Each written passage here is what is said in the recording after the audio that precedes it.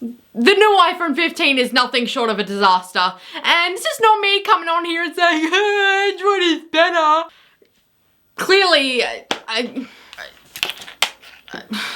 but I'm also not someone who's gonna fight for Apple, especially not after this release. So there is a myriad of problems with this new iPhone, and it's not just one software issue that can be fixed with a new update. Our first of many problems on the list is, do you know how easily this shit snaps? A YouTuber named Jerry Riggs Everything uploaded his durability test of the new iPhone, and even though the iPhone 15 is made with titanium, which is supposed to be stronger than the previous material they were using, it breaks faster than any iPhone released in the past 10 years, with just the slightest bit of pressure. It's time to see if the new blended aluminum titanium grafted hybrid structure compromises the structural integrity of the iPhone 15 Pro Max.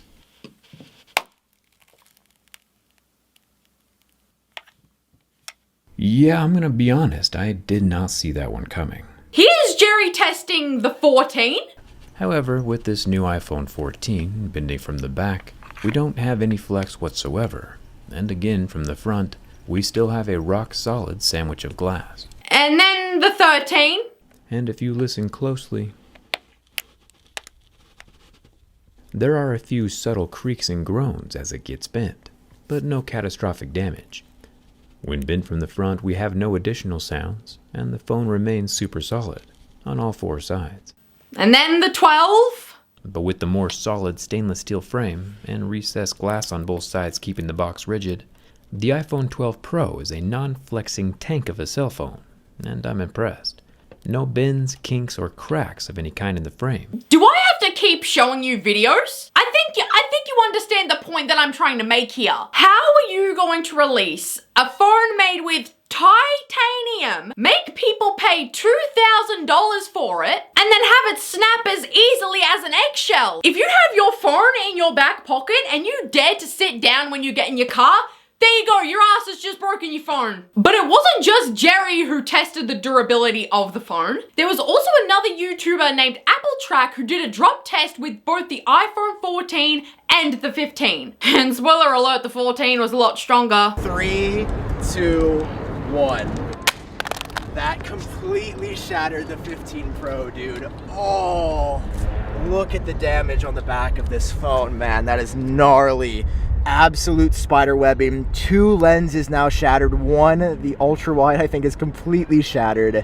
But if we look at the 14 Pro, guys, there is literally not an actual crack on this device yet. How the hell are you going to release a brand new iPhone but have your previous release be stronger and better than the new release? I mean, it's as they say, newer doesn't equal better. I mean, take a look at this user who had a case on their phone, but when they dropped it, it still damaged the corner of their phone. At this point, if it's a little windy outside, it's gonna chip your phone. But you wanna know the funniest part about all of this? Apple has since come out to say that the iPhone 15 screen repairs will be cheaper than ever. So they are literally scamming you. And they have no shame about it. They're making people pay $2,000 for a dog shit quality phone and then convincing you that you're getting a bargain by reducing the cost of the repairs, when the repairs wouldn't be necessary in the first place had they just stuck with their previous formula. And that is how they're scamming us. Another problem that's being reported is that the 15 is coming out of the box green. Fresh out of the box, no one's ever touched it, and it's green. And I'm not talking about the back of the phone, okay? No. Alright, so I just bought the iPhone 15 Pro today from the Apple store, and it seems to have some sort of a display issue. Suddenly the display became totally green. I can see this greenish tinge on the top, and you can see when I start my camera also, it is all green. I don't know what's happening. Something is wrong. This suddenly happened. I had been using this phone for 5 to 6 hours. Now I'm restarting the phone, and this is how it appears.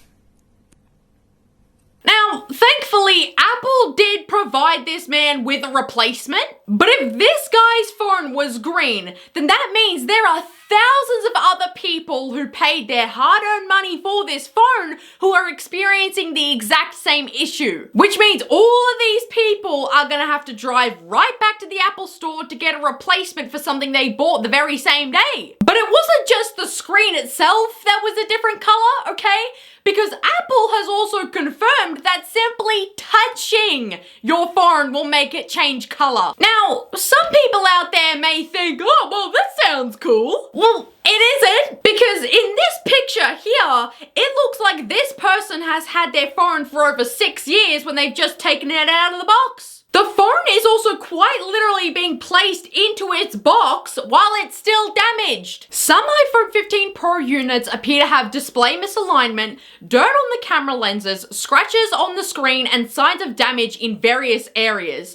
There are reports of bubbles and discolored squares. There's chips on the edges, visible damage on the corners of the phone, and weird colored boxes where the volume buttons are supposed to be. And yet another issue that many people are complaining about is that the phone is overheating for absolutely no reason. Like, no reason at all. Here are some posts that are being made on Apple's discussion board. Hi everyone, I've recently purchased the new iPhone 15 Pro Max and it is heating up even when I'm not using it.